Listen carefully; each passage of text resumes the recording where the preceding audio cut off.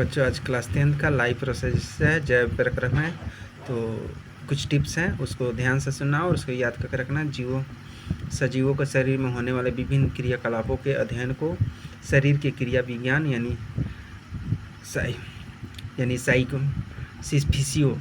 Physiology कहते हैं।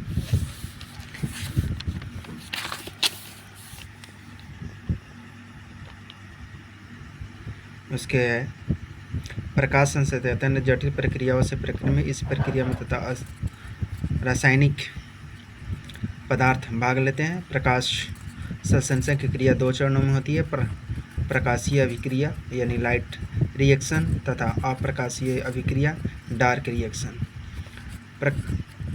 प्रकाशिक अभिक्रिया कोशिका में उपस्थित क्लोरोप्लास्ट के ग्रेना में होती है। इस अभिक्रिया को एटीपी का निर्माण होता है। इस अभिक्रिया में क्या होता है? एटीपी का निर्माण होता है।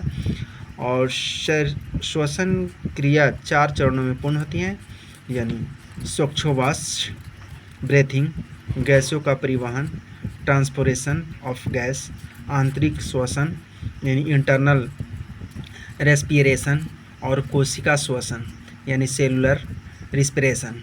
तो इस प्रकार श्वसन में भोजन के अवयव को ऑक्सीकरण होता है। ग्लूकोज से पायरुविक अम्ल का बनना ग्लाइकोसिस कहलाता है। पौधों में जड़ें यानी रसाकर्षण यानी एसेंस ऑफ सेफ द्वारा मृदा से जल एवं उसमें से खुले लवणों का अवशोषण करती है। पौधों में अवशोषण की क्रिया जड़ के यानी मूल प्रदेश में होती है। पौधे में जल वाष्पोत्सर्जन यानी वेपराइजेशन के कारण उत्पन्न रसोहन यानी एसेज ऑफ सेप द्वारा ऊपरी सिरों पर पहुंचता है। अगला पॉइंट है नियंत्रण में समन्वय यानी कंट्रोल एंड कोऑर्डिनेशन। तो इस प्रकार तंत्रिका तंत्र के प्रमुख भाग केंद्रीय तंत्रिका तंत्र, परिधीय तंत्रिका तंत्र तथा स्वायत्तता तंत्रिका तंत्र है। तंत्रिका मानव शरीर में सबसे बड़ी कोशिका है। सजीवों में अंगों तथा अंग तंत्रों का समन्वय हार्मोन यानी रासायनिक तंत्रिका यानी वैद्युतिकीय दोनों से होता है। पौधों में तंत्रिकीय नियंत्रण का अभाव होता है, अतः स्रावी ग्रंथियां नलिका विहीन होती है तथा अपने स्राव को सीधे रक्त परिसरण में मुक्त करती है। तंत्रिका तंत्र हमारी ज्ञानेंद्रियों द्वारा सूचना प्राप्त करता है तथा हमारी पेशियों द्वारा क्रिया करता है। मानव मस्तिष्क 3 झिल्लियों से ढका होता है। मस्तिष्क के प्रमुख भाग हैं अग्र मस्तिष्क, मध्य मस्तिष्क और पश्चिम मस्तिष्क। शरीर में अग्र मस्तिष्क पूरे शरीर का 2/3 भाग होता है अग्र मस्तिष्क। अगला है मेरुरज्जु खोपड़ी के महारंध्र से निकलकर यानी कशेरुकाओं की तंत्रिकाओं के नाल से होती हुई अंत में कमर तक फैली रहती है।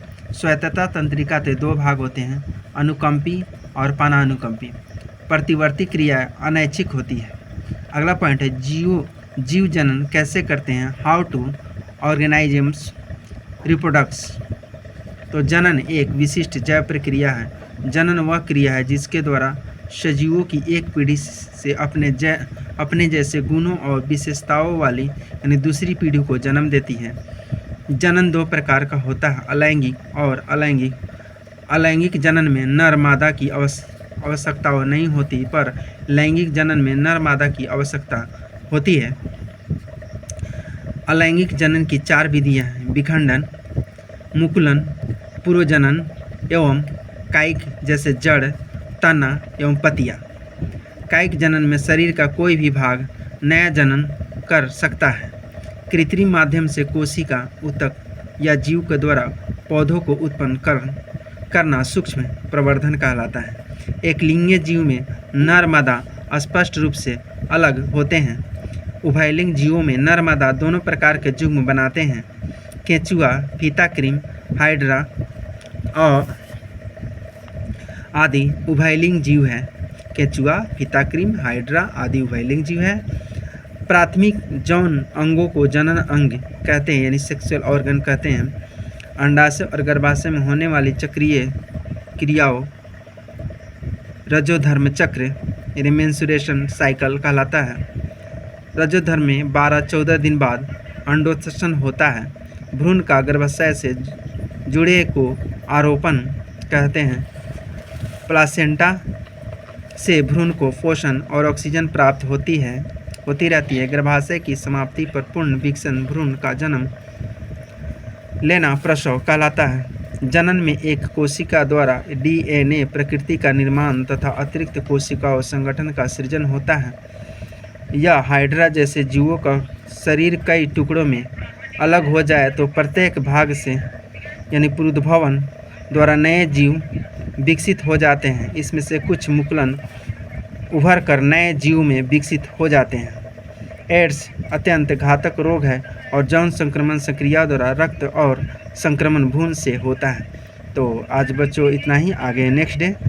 Thank you.